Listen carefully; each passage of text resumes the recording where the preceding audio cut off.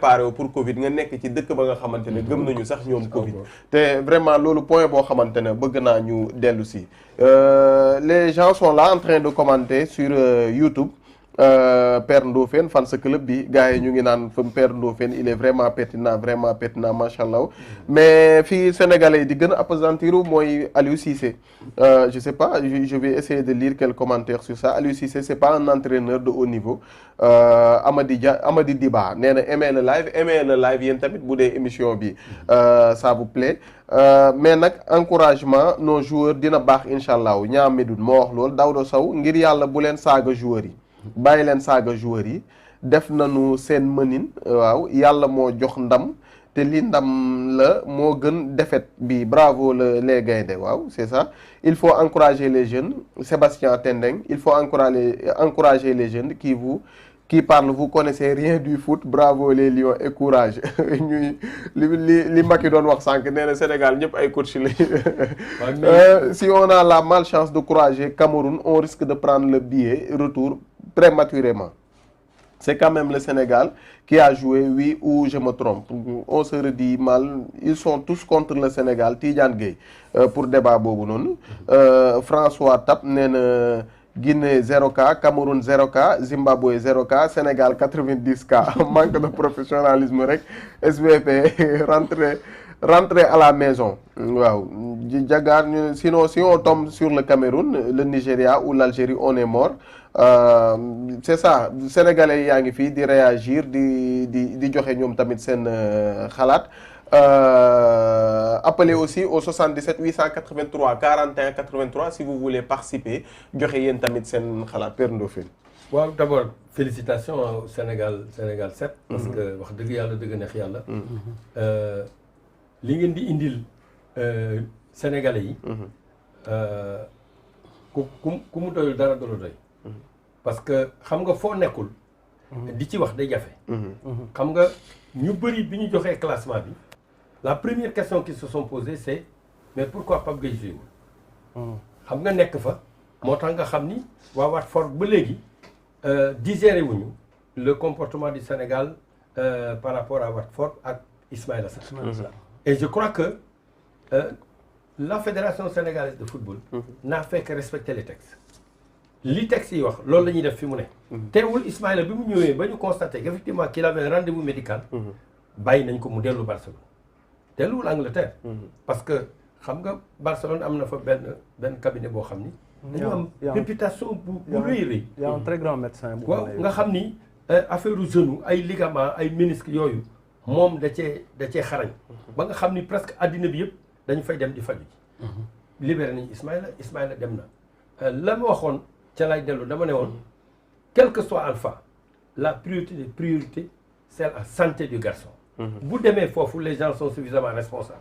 ba nga xam ni bu ñu yaakaaree ni lii ñuy wax dëgg la danañu def la ca war du ñu jiital affaire dañu bëgg mu jouer mais affaire santé xale bi la ñuy jiital loolu moo am premièrement sur Watford sur Ismaïla Sarr sur Pape Gueye on vient d'apprendre effectivement qu'il y a un problème administratif en fait Ndofène dogguma la mais sur ce point c'est-à-dire qu'il y a le cas bi ñu yóbbu devant la chambre chargée des litiges au niveau de la FIFA. C'était depuis le 18 février 2021.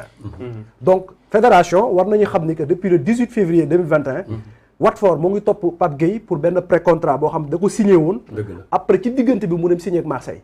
léegi nag affaire bi ñu porté ko devant cette chambre là. bu nga xamante ne moom moo géré litige yooyu. léegi ci diggante bi depuis février 2021 ba tey jii ñu def la constitution des listes waroon nañu xam. En cas de saisine encore, vous relancez le dossier, est-ce que le joueur doit jouer ou bien ne doit pas jouer? Le service juridique de la fédération. Pourtant, en général, ils sont redoutables. Parce que, bon, il y a beaucoup de juristes autour, dans le comité exécutif de la Fédération sénégalaise de football. Et en plus de cela, ils s'attachent quand même les services de spécialistes dans ce domaine. Allô? Allô, Koko? Allô, oui, bonsoir. Bonsoir.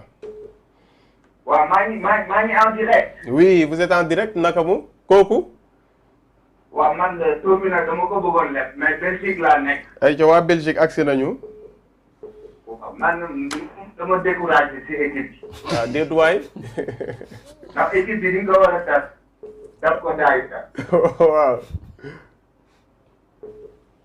kuy jàng daayira bi. ndax 2 matchs 2 matchs. 2 matchs yoo xam ne kenn xamul suñu Lions yi duñu football. ndax équipe boo xam ne ñun on n'a pas une équipe type. Tout le temps il y a des changements. et Coupe d'Afrique du caaxaan. boo ñëwee ci équipe bu ñëwee ci compétition dafa war a wone rigueur.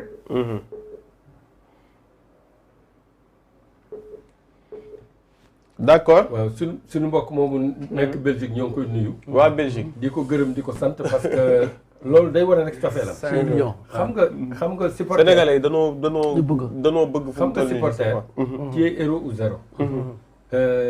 li tax nag ñoom ñu xaw a jeng fi mu ne. mooy yaakaar ji moo yaatu. te lii indi yaakaar ji wax naa ko ne ko quand même le Sénégal est quand même numéro 1 depuis 3 ans en Afrique. loolu c'est une bonne base de travail waxuñu ne nag il faut pas vendre la peau de l'ours avant de l'avoir tué. fekk demoo ba ci terrain bi ba gagné adversaire bi. jàppal ni mënuloo ko. parce que li mën a xew ci compétition. parce que nee naa la compétition bi commencé na ba ñu defee convocation yi. parce que ñun bu ñu demoon ak 0 Covid comme yenn réew yi. 0 cas 0 cas. bu ñu amoon 0 cas da ngay ñëw ak sa équipe type effectivement li mu wax. li indi changement yi nag cas de force majeure la. bu ñu la nee Koulibaly bu ñu la nee Mendy bu ñu la nee Ismaïla Sarr. bu ñu la nee Crépin et cetera et cetera. ñooñu ñëpp mënoo leen utiliser. da ngay obligé nag jël yeneen sénégalais. yi ñu def seen bopp ni ñoom ñoo gën dama tàmm di wax ne. c'est la pire équipe camerounaise qui a gagné la Coupe d'Afrique en 2010. même ma jël kii allo. jëlal kay. allo salaamaaleykum. maaleykum salaam. ça va na ngeen def. sant yàlla bu baax a baax. kooku. c'est monsieur Mbaye. monsieur Mbaye ça va vous allez bien. ça va alhamdulilah di leen sant yàlla bu baax. ay ca yow la ñuy déglu. waaw maa ngi leen di nuyu di rafetlu émission bi. ak plateau bi di nuyu suñu doyen suñu pasteur Père Lofène. waaw maa ngi lay fay si fan sa club bi nga bokk. di nuyu suñu mbokk yi aussi. dégguma Aïcha. ñu lay fay. Merci. allo. oui ñu ngi lay dégg bu baax. voilà mais man dafa am benn affaire bu ma leen bëgg a laaj. est-ce que il y a des gens qui sont surpris défaite si yow ci défaite Sénégal bi. amul defet de. man c'est ça mon problème. maa ngi gis nit ñi fii à gauche à droite ñii ñu ngi piqué ñii ñu ngi jooy fii ñii ñu ngi yuuxu fii. ñii ngi attaqué par gauche et par droite mais man yaakaaruma ne loolu dafa fee jar. donc. parce que tout ça était prévisible. yëpp bu ñu waxatee suñu diggante yàlla man sama xam-xam dafa néew ci football lool sax. waaye même Père Ndofène moomu toog xam na ne lii bett ko. moom lii boo lañ ko laajee ne ko est-ce que lii bett na la daanaka lii bett ma. parce que très sincèrement parlant on a beaucoup de respect pour suñu tonton Aliou Cissé. bëgg nañ ko trop. xam nga il a été le capitaine de notre équipe en 2002 def na fi yow lu nekk mais quand on parle d'équipe lu ñu njëkk wax mooy entraîneur. et vraiment on n'a pas d'entraîneur suñu entraîneur bi dafa limité. trop. tey il nous met des joueurs yi nga xamante ne il nous met des joueurs comme Mamadou Loum Ndiaye qui était à Porto qui n'arrivait même pas à jouer et qui est parti en Espagne. il nous met des Bambey de Bologne. mu tegal ñu benn tactique boo xamante ne ñun on comprend même pas ba ci yow miy toog sa salon sax da ngay ne mais kii lu muy def man fi ma fa tegoon ma def lu ko raw foofu noonu. donc man daal je trouve que lii vraiment daal bu dee nii la nar a continuer. waa ji nekk Belgique li mu wax. on a qu'à le faire on a qu'à rentrer très tôt balaa muy tard balaa ñoo def fii ay demi-finale finale yu ñu gagné. Il y a des crises encore, il y a d'autres choses. Et je profite de cette occasion pour remercier l'entraîneur de Guinée, qui a été très posé, très audacieux, d'avoir mis un système pour contre-attaquer, d'avoir mis un système de 3-5-2. Franchement, kooku Aliou Cissé war na jàng ci moom bu baax a baax a baax. bu ñu naan dafay abal ay veeram ay yooyu noonu mais dama kooku noonu jàngal ko ñu ko ci mais loolu bataille psychologique rek la woon merci beaucoup Ibrahima rafetlu nañu sa xalaat. mais sénégalais yi rek la. waaw sénégalais yi rek danoo bëgg xër rek. waaw parce que tey li muy wax ne ndax lii bett nañu.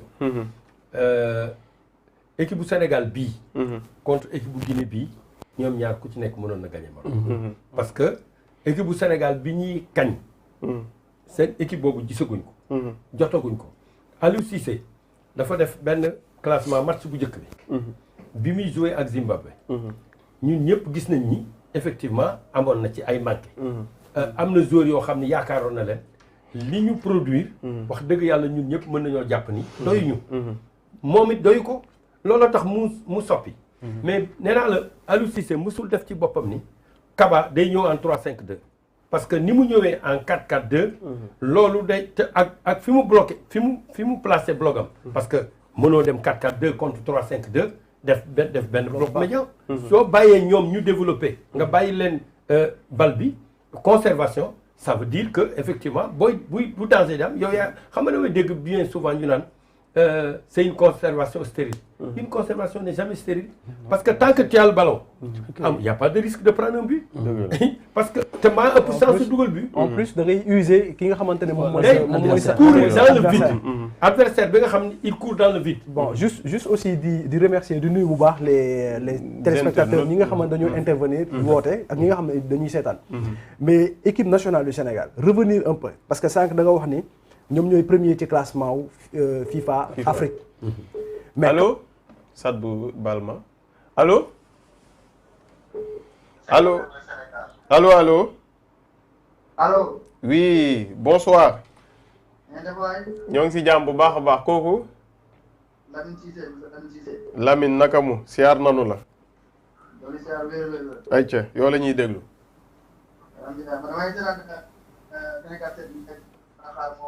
d'accord jërëjëf kontaan nañu.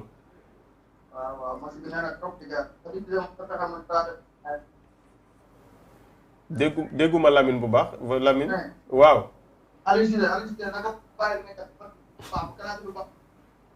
Sadbou yor nga numéro Aliou Cissé nee na ñu wax Aliou Cissé bu bàyyi li muy def. waaw mais xam nga Aliou li mu am. loolu la indi. waaw mais man dama d'accordul ci benn aspect. mooy que Aliou Cissé Kaba Diawara da ko bett. musul woon xaar ci moom 3-5-2. mais xaaroo ko ci moom mais bu ñëwee ba taxaw. mu téye ko lu yàgg. mu réagir nga réagir. mais da nga téye lu yàgg subir. même bu ñu xoolee les changements. tey sànq waxuñu ko ci deuxième période. mais boo xoolee les changements Guinée moom mooy njëkk a def changement. te Guinée changement bu mu def rek day am lu ko justifier. mais ñun suñu changement yi ñu def mais nañu xool suñu changement. Habib Diallo le maître. Guinée Mame Baba Thiam. lan la ñu fi gisaat. c'est-à-dire que Aliou Cissé il faudrait que ñu xam effectivement lan la bëgg. qu'est-ce qu'il veut. qu'est-ce qu'il veut on va revenir yaakaar naa le débat sur Aliou Cissé. kii de Moriba la génne. te bi muy génne Moriba. Moriba dafa am carton. mu indi compte. deuxième Diawara dafa am carton. dafa am carton mu changé ko. donc il est dans sa logique. parce que milieu de terrain boo am carton il est en danger. parce que milieu environnement bu bataille la. fa la duel yi nekk fa la engagement bi nekk. su fekkente ne am na carton boo ko fa bàyyee tu risques de terminer à 10. et il a fait les changements immédiatement. allo allo. allo salaamaaleykum. waaleykum salaam. waaw da ngeen def. ñoo ngi ci jàmm kooku. Macky kon maa ngi nuyu sama turando boobu si plateau bi. merci maa ngi lay fay bu baax Macky noo def. waaw ñu ngi fi alhamdulilah sant yàlla bu baax. ayca yow la ñuy déglu. man je voudrais juste signaler deux choses. Première bi mooy lii suñu papa boobu doon wax si plateau bi sànq Cameroun année mi gagné bi mu gagné Coupe d'Afrique bi. on a tous vu que kenn foogu ko woon kenn yaakaaru ko woon. il a beaucoup de difficultés. France année bi muy gagné bi muy mujjee gagné Coupe du Monde. ak jeunes yi les Pogba tout ça. et match am yëpp presque ay match nul la def. c'est compliqué donc pour moi c'est une bonne chose que ñu commencer sur les difficultés.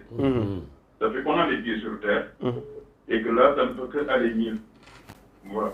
Maintenant, deuxième chose quand même, on a quand même des craintes sur Aliou Cissé. Maintenant, am na dara lu koy dédouaner un peu. Mooy que l'équipe est en difficulté actuellement. On a pas mal de joueurs yoo xam ne ñu ngi Covidé. Voilà. Donc daal looloo bëggoon nekk loolu lañ bëggoon indi rek comme remarque. Et puis voilà ci des moom toog ñaan yàlla rek. yal na yàlla nangu on a aussi nos reporters un peu partout ici au Sénégal. Merci. De rien mon grand merci beaucoup nuyul ñu waa France yëpp sa turandoo bi Macky. merci beaucoup vraiment kontaan naa trop si néew bi merci beaucoup. mais Macky looy wax communauté guinéenne bi. communauté guinéenne juste en deux mots dugal benn kii. communauté guinéenne bu nekk Sénégal bi. ñun xam nga ñun dañu am passion ci football. xaala pulaar. ñun dañu am passion ci football. parce que maintenant yii di ballon. mais jouer ballon. ça c'est depuis longtemps. boo gisee suñu papa yi am na suñu papa ñu tudd Pelé am na ñu tudd Zidane. c'est mon père moi c'est un supporter fervent de la France. il se déplace jusqu'en France pour regarder le match. sama papa man. supporter de France bu exceptionnel. xam nga ñun dañu bëgg football. malgré qu'on n'a pas assez de grands joueurs. mais communauté bi fi nekk ñu ngi ci jàmm ak sénégalais yi. parle avec eux. surtout ça parce que la communauté qui est là c'est une même communauté. faudrait pas que les gens se trompent de cible ou parlent mal. parce que Guinée ak Sénégal c'est le même. Man j'ai eu la chance de grandir ici et là-bas. J'ai des amis sénégalais à Conakry. J'ai des amis guinéens au Sénégal. je t'assure. bu ma demee Conakry ba may dem Magal boo amee damay dem sama mbokk sénégalais yi. toog naan café Touba. wax ak ñoom. damay solu maillot Sénégal fu mu ñëwee dénk foofu fii mu ñëwee fii. si tu me vois physiquement tu sais que je suis pour le foot. donc je peux pas me cacher. depuis encore il y a des années on fait des mouvements associatifs. ci FNDC ci la bokk pour bëgg ndax suñu président bu bon bi xam nga yaa si gën a xam quoi. mais on revient au cadre du football. Surtout faudrait pas négliger aussi le contexte de Covid. mais adresse-toi en pulaar à tes compatriotes. parce que xam nga aussi pulaar c'est pas la langue nationale de la Guinée. Voilà, donc la langue nationale de la Guinée c'est le français. Et à Conakry on parle pas pulaar on parle tout le monde parle français. d'accord. La Guinée tout le monde parle français. parce qu'il y a beaucoup d'ethnies donc pour se comprendre il faut parler français. parce que nous on n'a pas eu la chance comme le Sénégal ou la Côte d'Ivoire d'avoir le wolof le wolof ou le djoula. donc si je me mets ici à parler pulaar d'autres me disent qu'il fallait parler malinké. il fallait parler soussou. Je préfère parler wolof. Voilà. donc je vous disais que nos reporters sont sur le terrain tey dem nañu fan zone bi nekk côté terrain ACAPES jël réaction wu